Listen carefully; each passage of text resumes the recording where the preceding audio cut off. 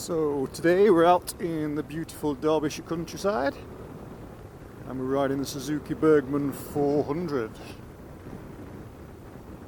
If you've been into your scooters for a while, or your modern scooters at least, you'll know that the Burgman's been around for about nearly a quarter of a century, which is a bit scary really, since it was like the first big scooter that came out.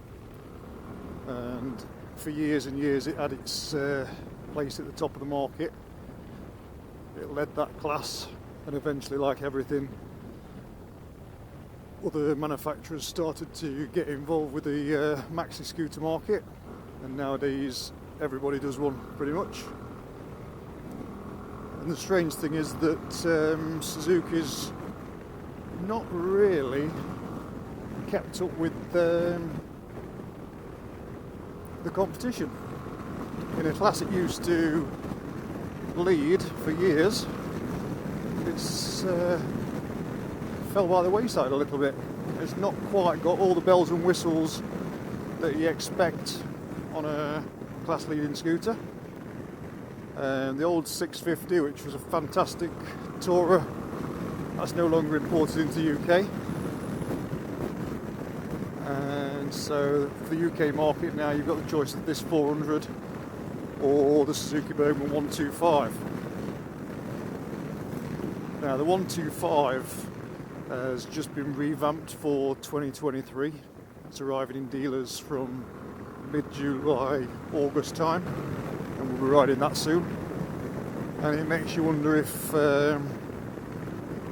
this 400 is going to have the same update and it's going to be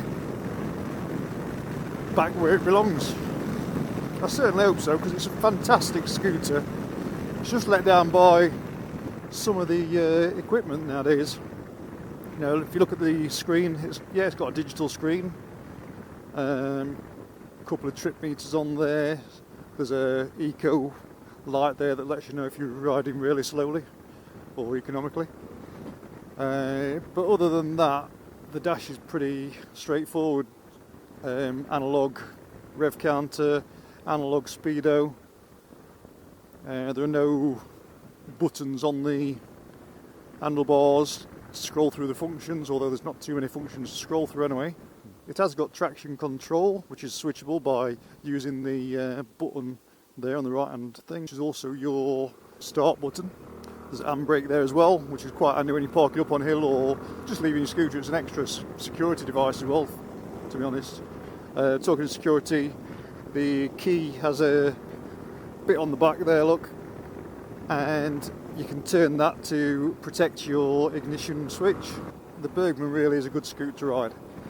It's always handled really well. Geometry is lovely, sort of very smooth.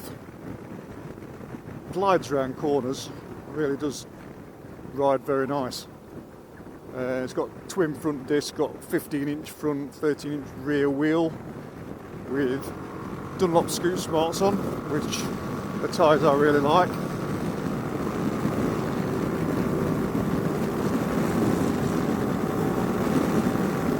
It's fairly nippy. Now the thing these days, we were talking about competition before, this scooter costs £6,999 at the minute, and you get 3 years warranty with that. You also get 2 years free servicing, which is a really good offer. That includes your first interim service, your first service, and I think it's 6,000 mile service, which can be taken any time in the first 2 years of ownership. That's really good. You also get 1 year's AA breakdown cover with it, which is another bonus. But that price is quite expensive, £7,000, £7,000, and you can look at stuff like a Honda Forza 350, which has a lot higher spec, full connectivity, adjustable screen. It's about £1,200 less than this Burgman, which is a big chunk of cash for something with a lot more toys. And it also makes, despite being a 350 rather than 400, it also makes the same power, which is about 28.8 brake horsepower. And then you've got things like the Yamaha X Max 300 that's just been revamped for 2023, We road tested it a few months ago, you can see that here. And again, it's got a full colour dash. The Tech Max version, which is the most expensive version, which is still 1,200 quid cheaper than this. Yeah, the Tech Max version comes with sat nav, full TFT dash, looks really cool, rides really well. Bit lighter than this, so I think Suzuki need to up the game a little bit.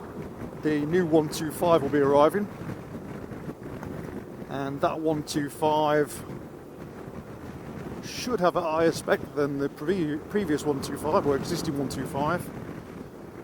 The aesthetics have been changed quite a bit, and you like to think that Suzuki are going to follow up with a new, bigger version.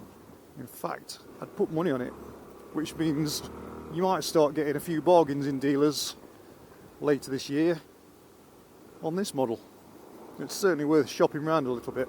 So to sum it up, it's a fantastic scooter, it's a great tourer, comfortable, fairly quick, good two-up, it's got not bad storage space under the seat, it's pricey and not as well spec'd as some of the competition, but it is still a lovely scooter to ride. If you're a Suzuki fan, then you're probably going to want to go for the Burgman over anything else.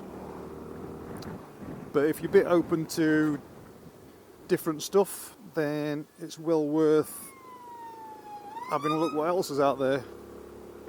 Even stuff like Sim, Kimco, there are plenty of scooters out there now. But we'll look forward to seeing the latest version of this when it arrives.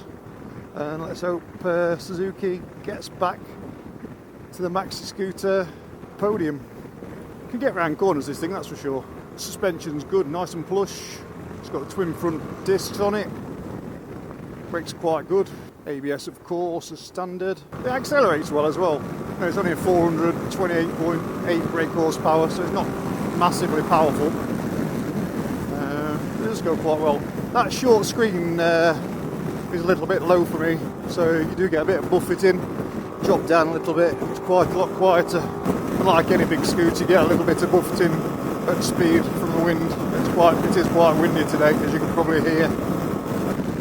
So 70 mile an hour, overtaking, open it up, and the power's fairly instant really.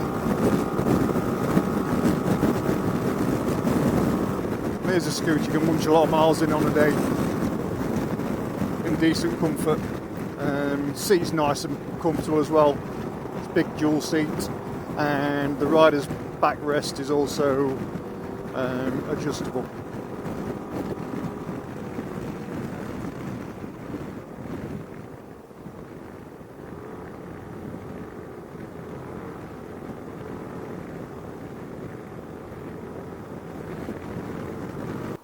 So the Burgman 400 certainly isn't the most well-spec'd, well-priced or most modern of the larger GT sort of style scooters.